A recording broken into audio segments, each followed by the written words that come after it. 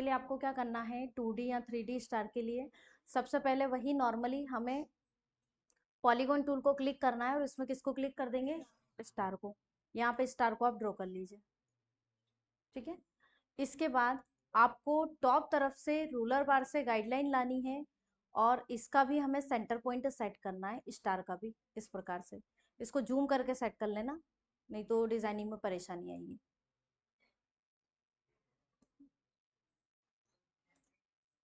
ठीक है, अब इसी तरह लेफ्ट तरफ से लेकर के आ जाओ इसी गाइडलाइन को और यहाँ ला करके इसको ऐसे सेट कर दिया है, कुछ इस प्रकार से। ठीक, अब इस स्टार के अगर अंदर के पार्ट हम देखें तो सारे ये ओपन पार्ट है यहाँ से। अब इसमें आपको ये जो लेफ्ट वाला पार्ट दिया है ना, इसको पूरा कवर करना है यानी ज्वाइन करना है। तो ज्वाइन करने के लिए हमें फ्री हैंड टूल पे क्लिक करना है और इसमें ऑप्शन मिलेगा हमें 2 पॉइंट लाइन, इस पे क्लिक करना और यहाँ इस नोट पॉइंट पे क्लिक करके इस नोट पॉइंट पे क्लिक कर देना, तो ये पार्ट जो है पैक हो जाएगा। ठीक है, इसके बाद ये यहाँ से ये जो लेफ्ट का इसका पॉइंट आ रहा है ना, यहाँ से क्लिक करना, थोड़ा सा स्पेस आ रहा है, प्रॉपर लेना पड़ेगा इसको, यहाँ से एकदम नोट पॉइंट से ऐसे में एक लाइनिंग और बना देना, सिर्फ किधर, लेफ्ट वाले पार्ट तरफ। इसके बाद हमें क्या करना है, ये जो लाइनिंग आ रही है ना, ये जो अभी हमने पार्ट को ज्वाइन किया हुआ है, ये वाली लाइनिंग, इसकी साइज में इंक्रीमेंट करना है। तो कोई सी भी लाइनिंग जब हम बना ले और उसकी साइज को अगर हमें बढ़ाना हो तो नॉर्मली हम क्या करते हैं, जैसे अभी मैं इसी को कंट्रोल डी करके अलग बता देती हूँ कि इसी को अगर हमें फुल करना है यानी साइज बड़ा करना है तो हम कॉर्नर पे कर्सर रखेंगे और फिर साइज बढ़ाएंगे। तो आप देख रहे हैं अभी साइज बढ़ रही है लेकिन एक ही डायरेक्शन से बढ़ रही है, यानी देखो फिर से बता रही हूँ, मैं किसी भी एक पॉइंट पे कर्सर रखा और साइज बढ़ा रही हूँ तो सिर्फ टॉप तरफ ही बढ़ती हुई दिखाई दे रही है। लेकिन मुझे ये जो लाइनिंग मैंने बनाई है ना, इसको टॉप और बॉटम दोनों में ही बढ़ाना है। तो इसके लिए आपको क्या करना है, इस छोटी सी लाइनिंग को पहले सेलेक्ट करना है और कीबोर्ड से प्रेस करना पड़ेगा शिफ्ट, है ना, शिफ्ट प्रेस करके रखना और किसी भी एक पॉइंट पे कर्सर रखते हुए इसको इंक्रीमेंट कर देना। अब देखो दोनों तरफ से बढ़ रही है और थोड़ा काफी बड़ी लाइनिंग आपको बनानी पड़ेगी इसमें, ये छोड़ देना, मिनिमम इतनी बड़ी लाइन तो हमें बनानी पड़ेगी। और थोड़ा बहुत चाहो तो बड़ा ही बना लेना क्योंकि जितनी बड़ी लाइनिंग होगी उतना डिजाइनिंग समझने में आसानी होगी। ठीक है, तो ये लाइनिंग की मैंने इंक्रीमेंट किया यहाँ पर। अब इसी को एक बार कर देना कंट्रोल डी, कंट्रोल डी करके जिधर लेफ्ट वाला पार्ट रखा है ना उस पर यहाँ इसको सेट करेंगे, दोनों के बीच में इनमें कम स्पेस रखेंगे और यहाँ सेट करेंगे। एक बार फिर कंट्रोल डी करेंगे तो ये लाइन लास्ट में करेंगे, इस वाली लाइनिंग को कंट्रोल डी करके इसको थोड़ा सा और इधर ले लो बस। ठीक है, अब ये जो लाइनिंग है इसका काम खत्म हो गया है, बस इसको सपोर्ट के लिए डिस्टेंस बराबर देखने के लिए किया था, इसको अभी के लिए डिलीट कर दो। और अगर आप बिना लाइनिंग के ही बना पाओ तो बिना लाइन के भी बना लेना बराबर पोजीशन। अब देखो इन लाइनिंगों को अगर मैं क्लिक करती हूँ और इनका सेंटर पॉइंट देखो तो लाइनिंगों का सेंटर पॉइंट यहाँ आ रहा है। आपको क्या करना है, इस पर क्लिक करना है और इन सभी लाइनिंगों का ये जो सेंटर पॉइंट है इस पर क्लिक दबाते हुए स्टार के सेंटर पॉइंट के पास लाकर इसको मिला देना है। फर्स्ट वाली लाइनिंग का भी, सेकंड को भी सेम इसी प्रकार ला करके यहाँ सेंटर पॉइंट मिला दो इसका, और जो थर्ड वाली है इसको भी सेम इसी तरह से मिला दो, यानी तीनों के तीनों चारों के सेंटर पॉइंट एक ही जगह। अब मुझे एक एक लाइनिंग के कई सारे डुप्लीकेट बनाने हैं और अलग अलग डायरेक्शन में बनाना है, तो मैं कीबोर्ड से प्रेस कर रही हूँ अल्ट के साथ F8, यानी वही अपनी ट्रांसफॉर्मेशन विंडो जो पहले भी समझा चुकी हूँ, इसको आपको लेकर आना है।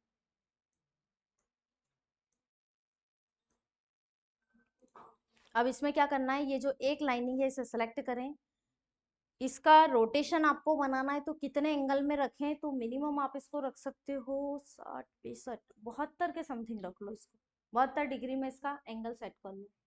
और कॉपी कितनी करनी है इसकी हमें, तो मिनिमम एक एक लाइनिंग की कितनी कॉपी करनी है हमें, 4 4, है ना। तो एक लाइनिंग की 4 कॉपी हमने दी, यहाँ पे एंगल क्या कितना दिया 72, और इसको कर दो अप्लाई, घूम गया ये। इसके बाद दूसरी लाइनिंग पे फिर क्लिक करेंगे, इसको भी कर देंगे अप्लाई, सेम एंगल में सेम कॉपी। इसी तरह थर्ड वाली लाइनिंग को भी क्लिक करो 72 डिग्री में और 4 कॉपी हमने इस पे भी अप्लाई कर दिया। तो आप देख रहे हैं कुछ बना तो है लेकिन अभी तो कुछ समझ में नहीं आ रहा है कि ये क्या बन गया, जाल बन गया है पूरा मकड़ी का।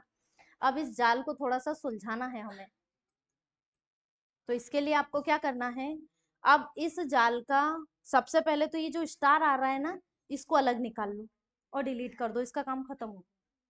इसका सिर्फ इसीलिए यूज किया था हमने कि हमें जो है यहाँ पर ये लाइनिंग है उसके एंगल से हमें सेट करनी थी। अब इस डिजाइनिंग में से स्टार निकालेंगे, ये जो मिक्स लाइनिंग है इसी में से हमें क्या निकालना है, स्टार निकालना है। कैसे निकालेंगे, तो ये यहाँ पर ये जो लाइनिंग है ना तीन राइट हैंड तरफ, इसका ये जो एरिया आ रहा है ये वाला, ये आपको 2 पॉइंट लाइन से पैक करना है। यहाँ पे क्लिक करना और एक यहाँ पे, हो गया ये पैक। ठीक है, इसके बाद आपको यूज करना है, आज एक नया ऑप्शन बता रही हूँ, वो आपको मिलेगा क्रॉप टूल के अंतर्गत सबसे लास्ट वाला ऑप्शन जिसका नाम है वर्चुअल सेगमेंट डिलीट।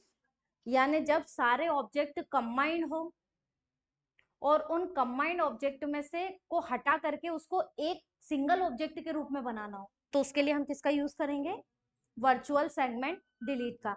तो यहाँ से आप क्लिक कर देना तो आपके कर्सर के साथ एक पेंसिल जैसा आइकॉन बनेगा। अब आपको क्या करना है, ये जो लाइनिंग आ रही है यहाँ पे, ये जो मैंने पैक किया ना एरिया, यहाँ से लेकर के ये स्टार के कोने तक इतना इसको प्लेन बनाना है, क्योंकि अभी इसमें बीच बीच में लाइनिंग आ रही है, मुझे इतनी नहीं रखनी है, इसको पूरा प्लेन करना है। तो प्लेन के लिए आपको क्या करना है, इन लाइनिंग पर क्लिक को दबाते हुए वर्चुअल सेगमेंट ऑप्शन से इसका सिलेक्शन कर देना, तो डिलीट का काम वो खुद करेगा, सिर्फ आपको सिलेक्ट करना है लाइनिंग। ऐसे हट गई है, ऐसे। और ये थोड़ा सा नहीं हटा है कोना, तो इसको ऐसे हटा दो, ज्यादा बारीकी से भले ही मत हटाना क्योंकि कलर फिल कर लेंगे हम वैसे भी। तो ये निकल गया एक लाइनिंग। अब इसी के नीचे की एक लाइनिंग और निकालनी है, तो सेम इस पर भी हम इसी तरह से सिलेक्शन कर देंगे, निकल गया यहाँ से भी। और ये जो कोना आ रहा है इसको भी यहाँ से हटा देंगे ऐसे। अब ये जो सेकंड वाली लाइनिंग है इसको ऐसे में तो निकाल लिया, मुझे अब इसको ऐसे में भी निकालना है, तो ये जॉइंट पार्ट आ रहा है, इसको भी मैं डिलीट कर रही हूँ। ठीक है, तो इन पूरी लाइनिंग में से मैंने इतना सिलेक्शन बाहर निकाल लिया। इतने सिलेक्शन को बाहर निकालने के बाद स्मार्ट फिल टूल से इस पार्ट पे, इस पे, और एक ये जो छोटा सा कोना निकल रहा है इस पे क्लिक कर देना। बस ये 3 पार्ट इसमें से काम के हैं हमारे लिए, बाकी सब बेकार है ना, बाकी सब मोह माया है यहाँ पे। तो आपको क्या करना है, अब यहाँ पे इन तीनों पार्ट पर भी अगर मैं क्लिक करती हूँ तो इन तीनों के सेंटर पॉइंट कहाँ पे है, अपनी अपनी जगह पर आ रहे हैं, है ना। इसका यहाँ है, इसका यहाँ आ रहा है और इसका यहीं पे आ रहा है। तो इनके सेंटर पॉइंट यानी कर्व पोजीशन ला करके, ये जो सेंटर पॉइंट है, तो ये स्टार का सेंटर पॉइंट यहाँ बनाया था, इस पे लाके सेट कर देना, इसको भी और इस सेकंड वाले ऑब्जेक्ट को भी और इस थर्ड वाले ऑब्जेक्ट को भी, इसका भी सेंटर पॉइंट यहाँ ला करके और ऐसे आपको सेट करना है। हो गया, ठीक है।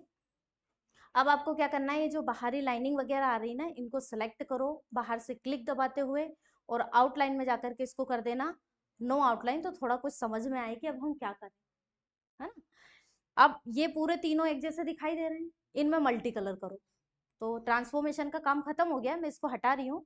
और मल्टी कलर के लिए किसका यूज करते हैं, इंटरएक्टिव फिल टूल का। इस पर क्लिक करो और अपने ऑब्जेक्ट पे ऐसे अप्लाई करो। और इसी पे मान लो मैंने इसी का ये इसके साथ ऑरेंज का कॉम्बिनेशन बना देते, ठीक लगता है ये थोड़ा, तो ऐसा मैंने इस पे कलर दे दिया। यही कलर इस पे डालना है, तो सेकंड वाले पे क्लिक किया, कॉपी प्रॉपर्टी, इस पे क्लिक कर दो और डायरेक्शन चेंज करो, डार्क इधर करो और लाइट जो है इधर कर दो। ठीक, अब ये जो छोटा सा कॉर्नर है इसमें भी कलर हम करेंगे, लेकिन इसमें कलर मान लो जैसे मैंने एक तो ये दे दिया है, और इसी के साथ इसको तो थोड़ा बाहर तक निकाल दो, तो ये कलर थोड़ा लाइट मोड में आ जाएगा। और ये जो येलो आ रहा है ना, इस पे क्लिक करके इसमें हल्का सा ब्लैक का कोई शेडेड दे देना, जैसे शेडो टाइप में लगना चाहिए ना, ऐसा बना देना इसको। चाहो तो थोड़ा और डार्क भी ले सकते हो इस प्रकार से।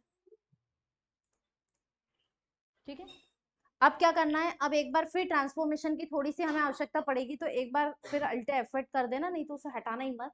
मैंने अभी कलर पे आ रहा था तो हटा दिया है। आप ये जो फर्स्ट ऑब्जेक्ट ले रहे हो ना, इसको सेलेक्ट करना, सेम एंगल में सेम कॉपी आपको बनानी है हर एक पार्ट की। तो पहले पार्ट पे क्लिक किया, इसकी भी 72 डिग्री में कितनी कॉपी करनी है, 4। शायद थोड़ा सा गड़बड़ हो गया, देखते हैं एक बार। ये आया, इसके बाद सेकंड ऑब्जेक्ट पे क्लिक करना, इसकी भी 72 डिग्री में कितना लेना है, 4। और इसी तरह ये जो छोटा सा पॉइंट आ रहा है इस पे क्लिक कर देना, इसकी भी 72 डिग्री में कितनी कॉपी करनी है, 4।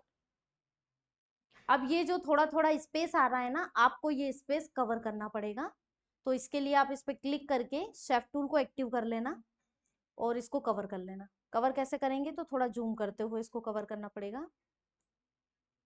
ये भी शायद हमारा इसीलिए आया कि हल्का फुल्का कोई मार्जिन बच गया होगा ना, इसलिए, नहीं तो इतना भी नहीं आता। अगर पूरा सेंटर पॉइंट हम बराबर लेकर के चलें तो स्पेस बिल्कुल नहीं देता है ये। पर अगर वायदाबाद थोड़ा बहुत दे रहा है तो ये सब हो जाएगा, कोई दिक्कत नहीं है। इस ऑब्जेक्ट पे भी क्लिक कर लेना, शेफ टूल पे क्लिक करना और इसको वन बाय वन ऐसे मैच कर लेना। थोड़ा थोड़ा सा एडिटिंग आपको करना पड़ेगी।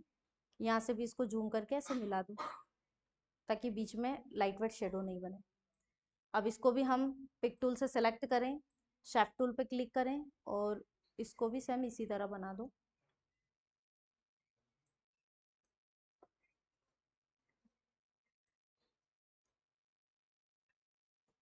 अब ये वाला जो ऑब्जेक्ट है इसको भी पिक टूल से थोड़ा सा सेलेक्ट कर लो, शेफ टूल को क्लिक करो। ध्यान रहे शेफ से ही करना है, क्योंकि जब आप इसमें बार बार एडिटिंग करेंगे या वर्चुअल सेगमेंट का यूज करेंगे ना, तो ऑटोमेटिक ये कन्वर्ट टू कर्व हो जाएगा।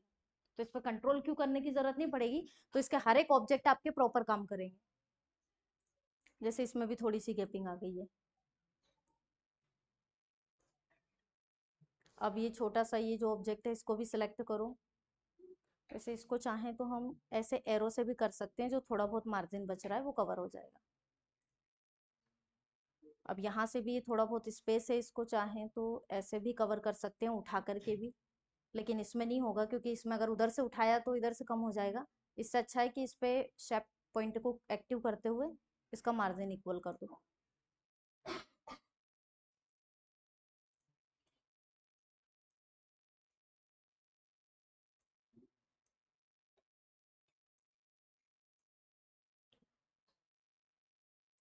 थोड़ी थोड़ी एडिटिंग सभी में मांग रहा है, ये थोड़ा थोड़ा आपको सभी में एडिट करना पड़ेगा।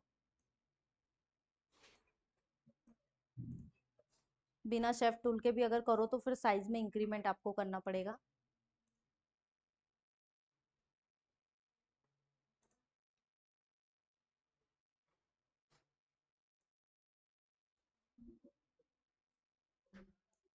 बहुत ध्यान से करना है इसको, है ना। ये इस प्रकार से इसको भी क्लिक करके यहीं से इसको हल्का सा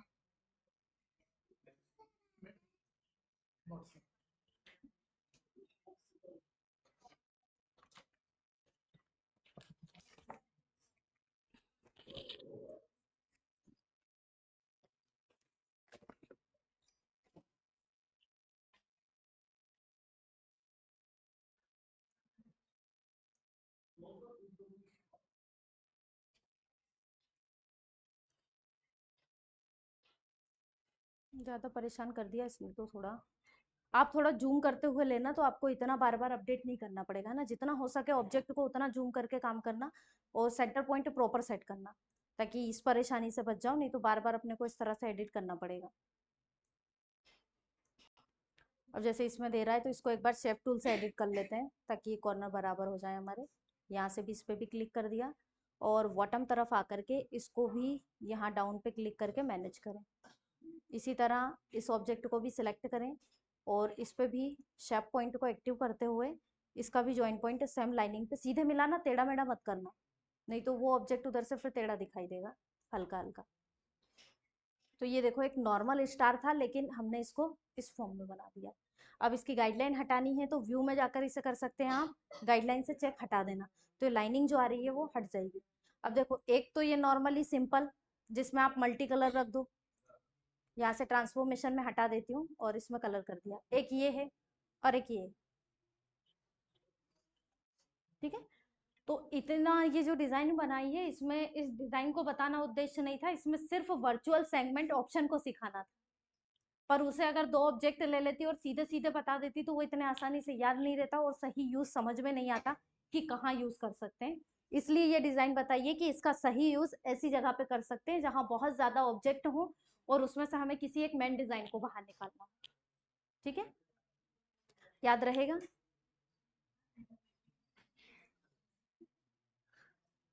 काफी है आज के लिए।